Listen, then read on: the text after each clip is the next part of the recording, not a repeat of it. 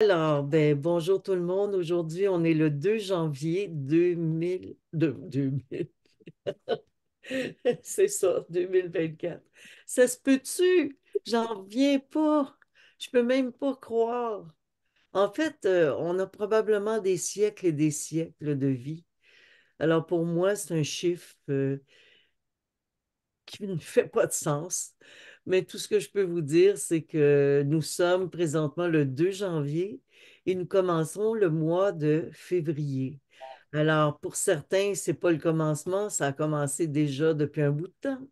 C'est normal, mais c'est toujours en fin de journée que nous devons faire l'écriture, si vous voulez, ou si vous avez le temps avant, vous le faites avant, mais vraiment faire une revision de tout ce que vous avez traversé et le matin lorsque vous vous levez. Alors, c'est beaucoup plus simple d'avoir deux périodes dans votre journée où vous vous asseyez pour méditer et écrire dans un cahier ou où vous voulez, ou écrire en vous, dans votre conscience, parce que on n'est pas obligé toujours d'écrire à l'extérieur, mais bon, ça dépend des habitudes que chacun d'entre vous avait développées parce qu'il n'y a pas d'obligation. Il y a juste un état qui nous habite et qui nous permet à nous d'agir selon notre bonne volonté. Et il n'y a pas de mauvaise réponse ou de mauvaise façon. Et ça, c'est important de le dire parce que souvent, on se culpabilise pour des détails tellement, comment je pourrais dire, sans importance. On se culpabilise tellement trop de fois. C'est un peu pour ça que j'ai marqué en haut la peur. Bon, j'avais fermé mon micro, puis on entendait quelqu'un d'autre, je suis désolée. Mais bon, c'est comme ça arrive.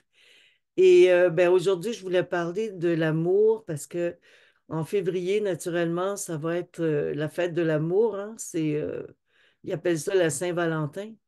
Mais pour moi, il y a une différence entre le désir et l'amour.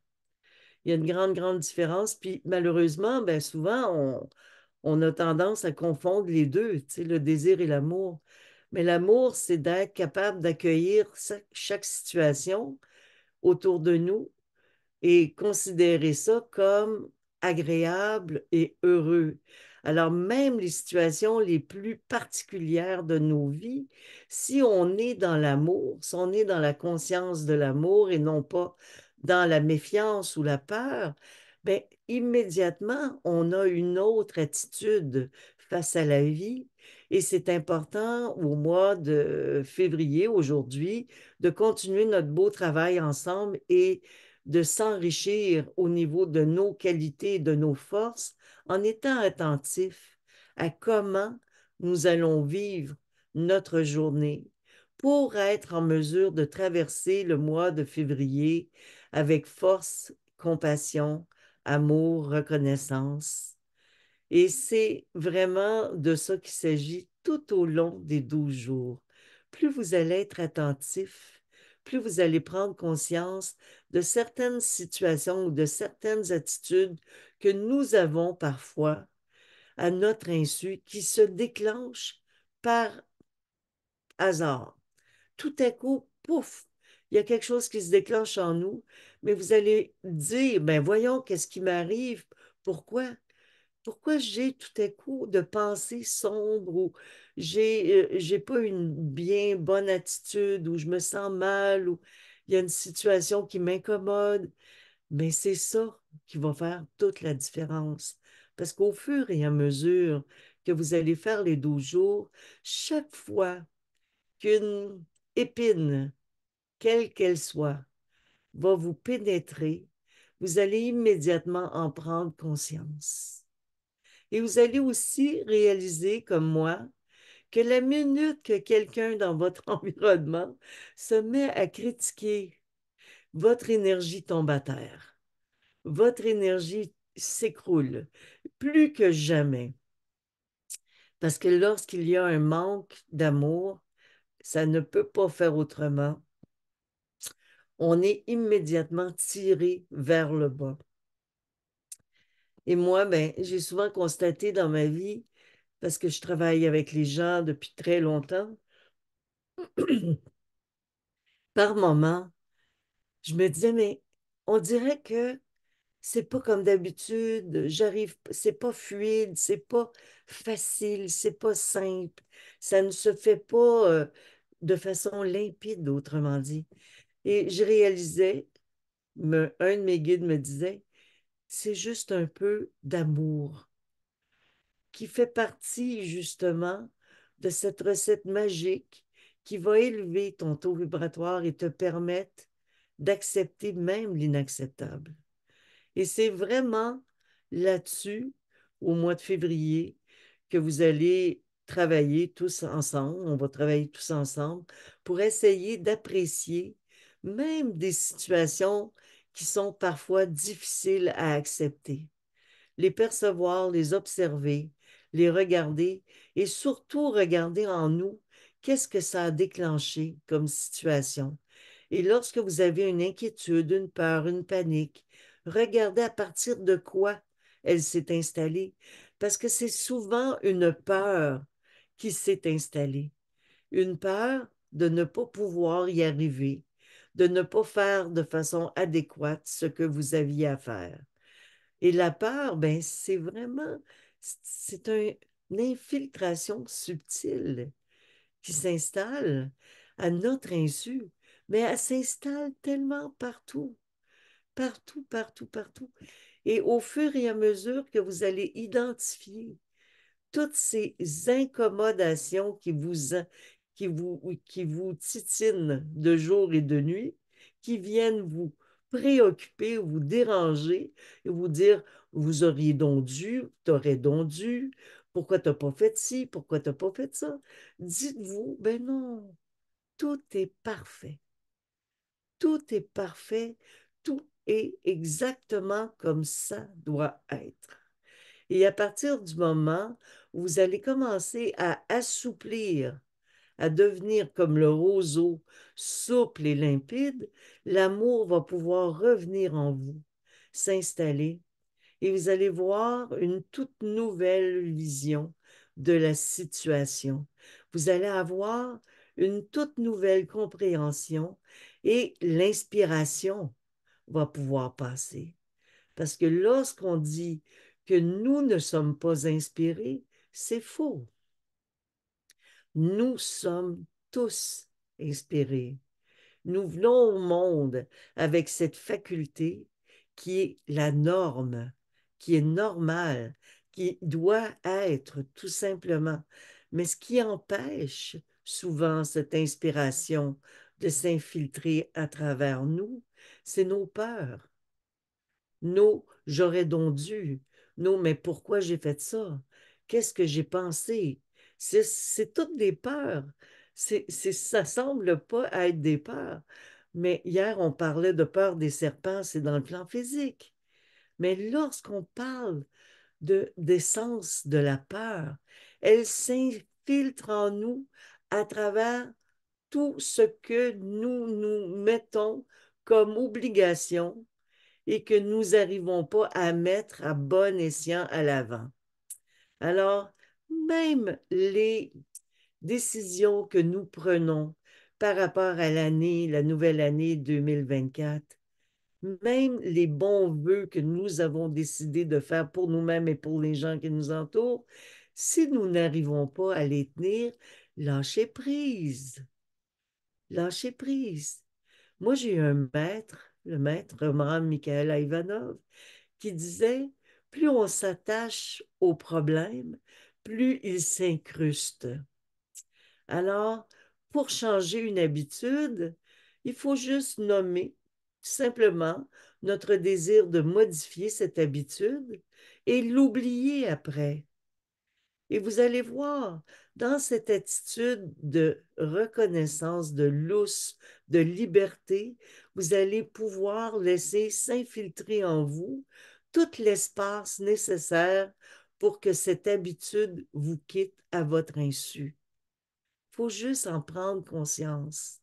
Il faut juste prendre conscience que certaines réalités, si on se heurte contre, on ne fait que l'incruster.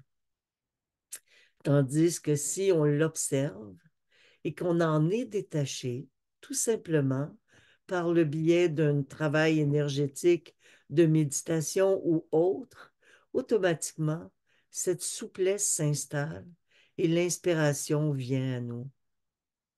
Alors voilà, l'inspiration, on a ça naturellement.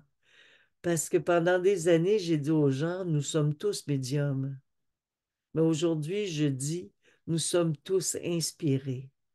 Et nous avons tous ce talent, cette capacité, ce pouvoir qui nous habite. Nous l'avons tous. Nous n'avons qu'à ouvrir les valves de notre conscience, tout simplement.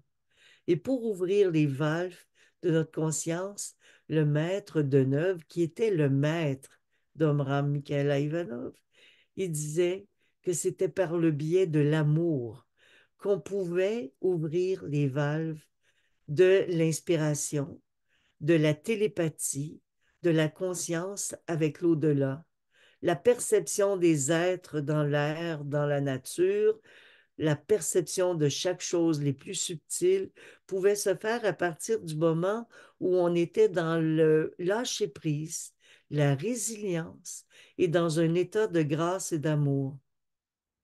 Alors, pour arriver à ça, il ne faut pas dire je ne suis pas là. Il faut dire oui, j'y suis. Je suis capable d'être témoin. Je suis capable d'être l'observateur de ce qui se passe en moi et autour de moi. Et je suis capable d'accepter l'inacceptable en riant, en prenant, en arrêtant de prendre au pied de la lettre ce qui se produit autour de nous, mais davantage en se disant, chaque fois qu'il arrive une situation un peu particulière qui nous fait réagir, pour quelle raison? Au lieu de s'en attacher, s'en dégager et l'observer. Faire la différence, créer un espace. Ce qui est en train de se produire à ce moment-là, c'est une prise de responsabilité. On se tient debout en soi. On observe ce qui est en train de se produire et on n'est pas affecté et on n'est pas apeuré. Puis je trouve ça important d'en parler parce que je sais que lors de notre avancée au niveau terrestre, nous rencontrons toutes sortes de mondes. Nous rencontrons toutes sortes de gens qui ont toutes sortes d'états, toutes sortes de vibrations, de pensées, même de colère. Et parfois, ils les manifestent. Ils les manifestent à notre insu. Puis mon guide principal, qui est d'or, me disait l'autre jour, quand tu n'en as pas dans ton environnement, ben, ils viennent chez vous. Ils s'infiltrent chez toi par le biais de voisins, d'amis ou autres qui s'infiltrent dans ton environnement. Puis ils sont eux aussi infiltrés pour te faire avancer. Alors, à partir du moment où nous comprenons tout ce schéma, ce scénario qui s'installe, on comprend que chaque situation que nous vivons, même un voisin qui vient nous dire des choses désagréables, comme par exemple, moi, dernièrement, j'ai rencontré un voisin qui me disait qu'on disait dans le coin que j'étais dans une secte. C'est particulier, mais ils ont le droit. Ils ont le droit de penser ce qu'ils veulent. Puis moi, je suis partie à rire, mais j'étais pas seule cette journée-là. Et la personne avec qui j'étais a été extrêmement dérangée. Mais vous voyez la distinction? Moi, il n'y en avait pas de problème. On peut penser ce qu'on veut. Ça ne veut pas dire que ce que l'on pense de moi, c'est ce que je suis.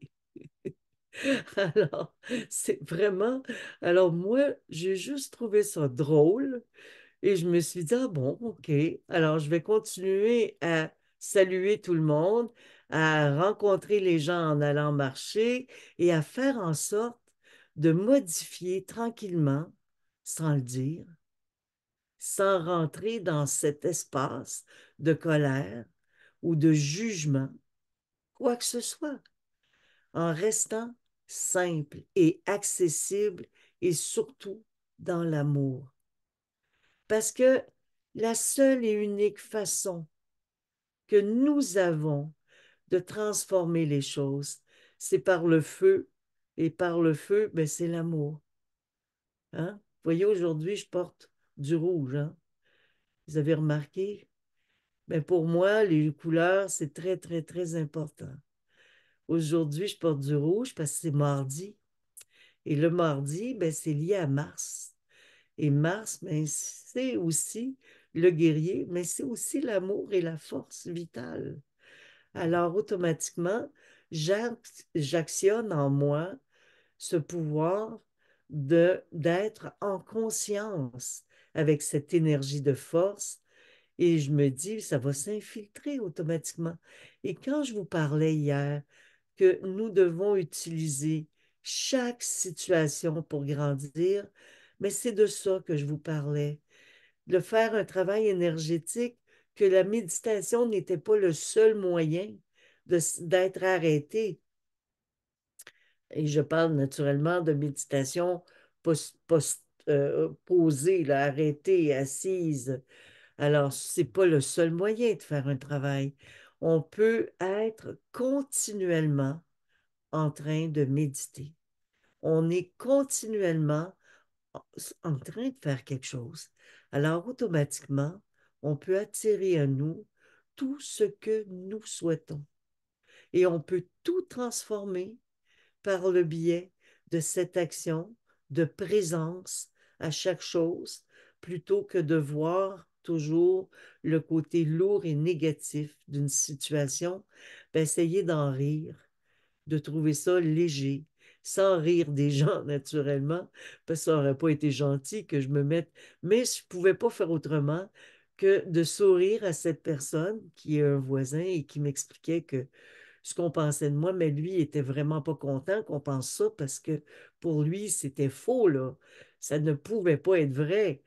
J'étais quelqu'un qui travaillait tout simplement avec une conscience, à vouloir aider les gens, à vouloir soutenir la communauté.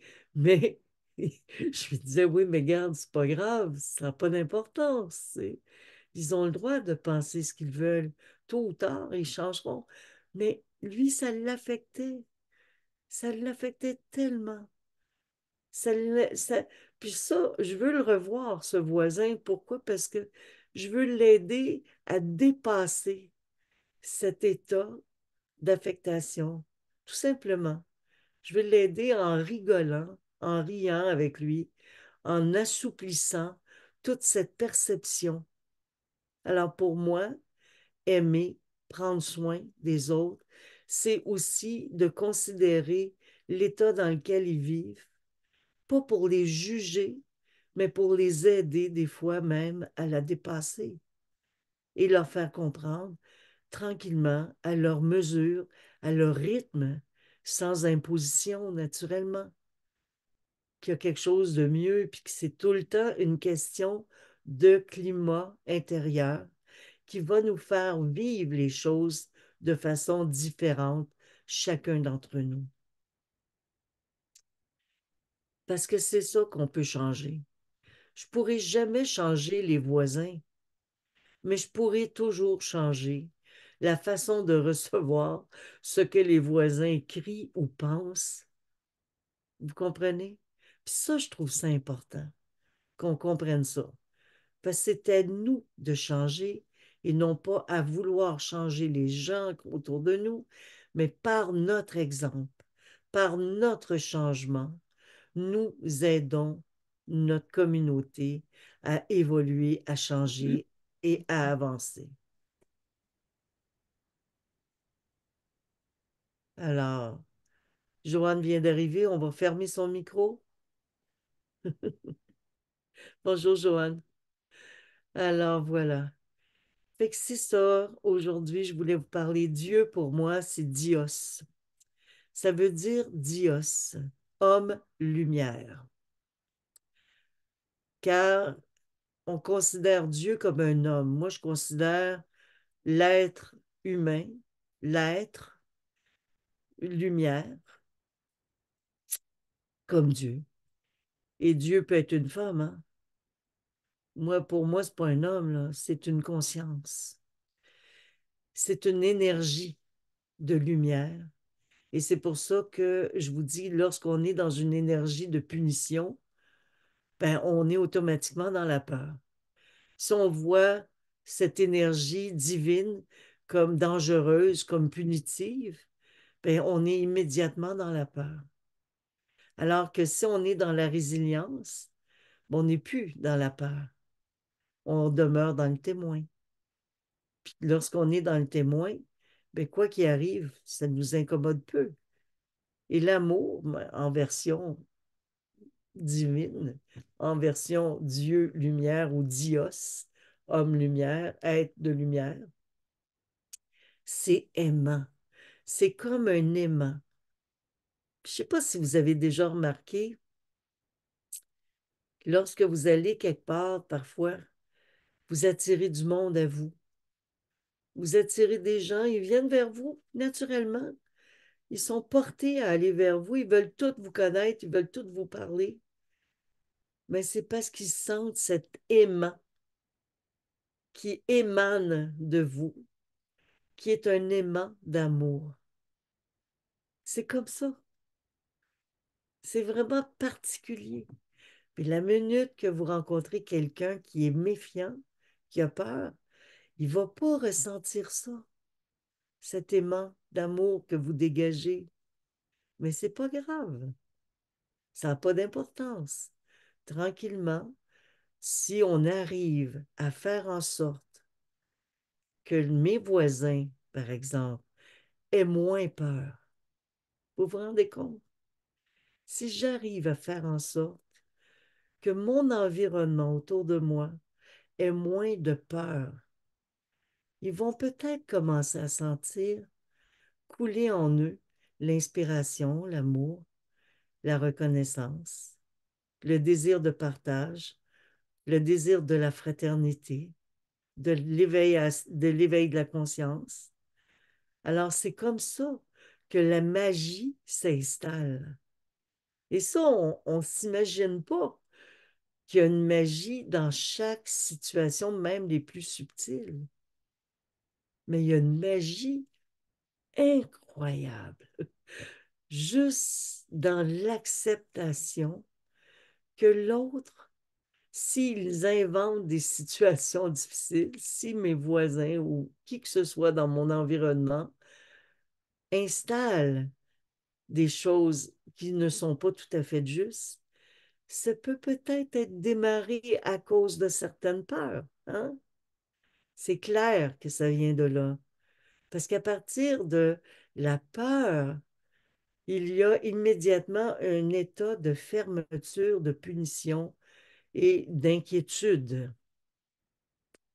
Alors, c'est pour cette raison que chaque situation, même les plus obscures, vous devez continuer à émaner l'amour afin de rester justement dans cette conscience limpide et de laisser passer le fluide de la lumière et de l'émanation d'harmonie, tout simplement parce que c'est à travers la reconnaissance. Si je me coupe, si je décide de m'isoler, ce que nous faisons des fois malheureusement, parce qu'on se dit, ben là, il ne m'aime pas, je me ferme, je ne lui parle plus. Mais non, c'est la pire chose à faire. Parce que si vous décidez de vous couper, vous isoler, vous n'avez pas fait le travail qu'on vous a imposé à faire ou que votre âme vous a demandé tout simplement de faire avec sagesse et simplicité.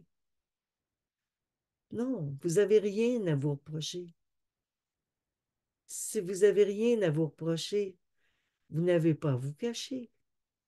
Si vous n'avez rien à justifier par rapport à ce qu'ils disent, vous n'avez pas à vous isoler. C'est pas vous qui avez le problème. Vous, vous êtes heureux. Vous êtes dans la béatitude, dans le bonheur, dans la joie. C'est c'est- c'est pas à vous de changer. Alors, c'est important ce que je vous dis là. J'espère que vous l'entendez parce que on a trop tendance à penser, ah bon là, j'arrive quelque part, tout le monde est déjà inquiet, il me regarde avec suspicion, inquiétude, désagrément. Je vais me cacher parce que ça n'a aucun sens, je ne pourrai jamais faire partie de cette communauté. Ben, voyons, non. Il y a une femme qui suit mes propos, OK? Ça fait des années qu'elle vient, mais je ne sais pas si ça allait. Je crois qu'elle les écoute en différé maintenant. Elle est incroyable. Elle est incroyable. Heureusement, elle n'a pas eu de maître comme moi. Parce que voyez-vous, le problème, moi, c'est que le fait que j'ai eu un maître auquel j'ai cru, un mentor, auquel je crois encore, ça dérègle le monde, là, parce qu'ils se disent, elle est d'une secte, tu sais. Oh, elle est d'une secte. Oui, mais je ne suis pas d'une secte du tout. Moi, je suis dans la liberté. Vous ne savez même pas, vous le savez de toute façon. Mais je suis dans une liberté tellement grande. C'est pas moi qui est dans la secte, mais en tout cas, bref. On va pas commencer à argumenter là-dessus parce que ça va aller mal. C'est tu sais, c'est ça. En tout cas, ça dépend de quelle vision, à partir de quelle vision on a ça, là. Alors, c'est ça. Et cette femme-là, qui écoutait mes propos à un moment donné, est arrivée dans un village, puis elle n'était pas justement mandatée par un guide, un maître, une femme d'une grande simplicité qui fait de la musique et qui est ouverte et dans l'abondance puis dans l'amour, comme on l'est tous, mais sans avoir, si vous voulez, de mandat autre que le partage. Elle a ouvert une auberge, puis imaginez le village où elle est. Elle l'a tellement transformé qu'il y a des jardins communautaires partout, partout maintenant. Tout le monde s'entraide. Et c'est ici dans le nord, quelque part, je ne me rappelle plus comment ça s'appelle, mais quelqu'un pourra me le dire parce que Paul est au courant de quel endroit c'est. Et Paul et Diane aussi, ils ont créé des jardins communautaires. Il y a Lucie aussi qui a créé des jardins communautaires. Alors, tout ça, ça se fait tranquillement à force de justement ne pas arrêter de vouloir être complice avec les gens et ne pas demeurer fermé à la communication, quoi que nous entendions, quoi que nous sachions, faire comme si rien n'était.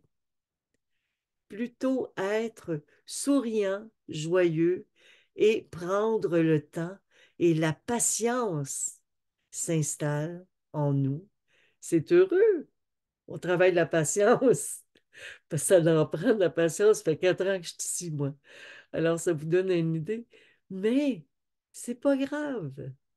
Ça a pas tellement d'importance, le temps. Le temps, pour nous, dans les mondes supérieurs, le temps n'existe pas. On vit des siècles. On ne meurt jamais. Vous vous rendez compte? On a tout le loisir du monde à installer ce qu'on a installé. L'éternité est devant nous. Alors, la patience, c'est simple. Il faut juste l'incarner, puis prendre une journée à la fois. Mais jamais, jamais s'isoler. Jamais s'isoler. OK? On a tous, en février, un rôle de non-isolement et d'émanation aimant d'amour à mettre en marche pour aider notre communauté autour de nous, même si elle n'est pas facile, même si c'est pas facile à première vue. Faut pas aller trop vite. Une journée à la fois, avec patience. Saluer, aimer, prendre soin. Envoyer par la pensée les plus belles énergies. Considérer l'autre. Point. Pour être aimé, c'est pas nécessairement juste d'aimer qui suffit, c'est prendre le temps. Puis c'est pas grave de pas être aimé. Ce qui est important, c'est d'aimer. C'est tellement important. Tôt ou tard, ce que vous apportez autour de vous vous revient au centuple. C'est évident. Puis moi, en attendant, mais j'ai quitté la secte. Ça fait très longtemps.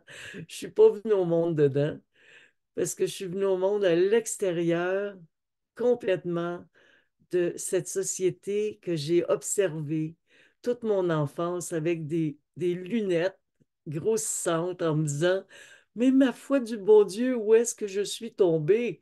Oh, ils ont quoi ces gens? Aïe, aïe, aïe, aïe, aïe. Qu'est-ce qu'ils ont? Ils sont pas normaux. Wow! Puis là, tranquillement, je me suis adaptée, je me suis tranquillement assouplie, je suis restée l'observatrice de certaines situations incompréhensives en me disant, mais pourquoi?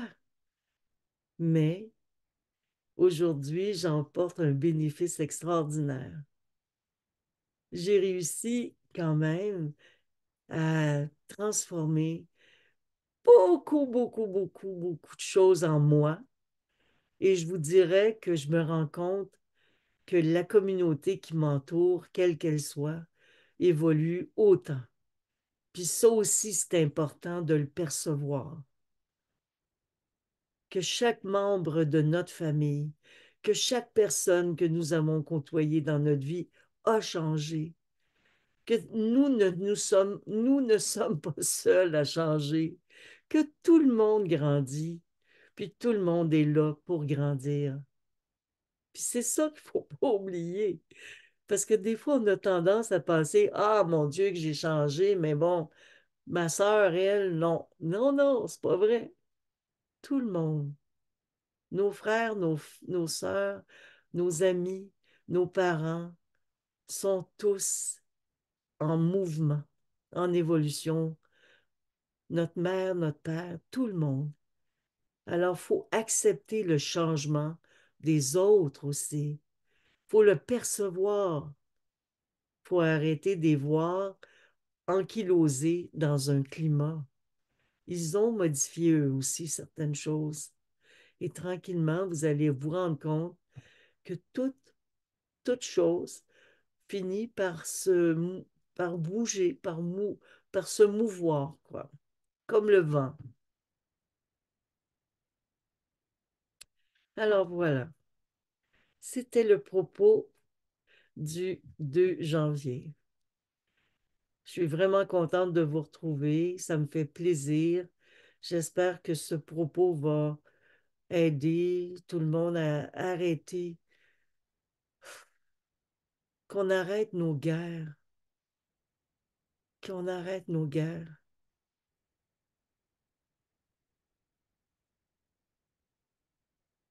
On en crée trop.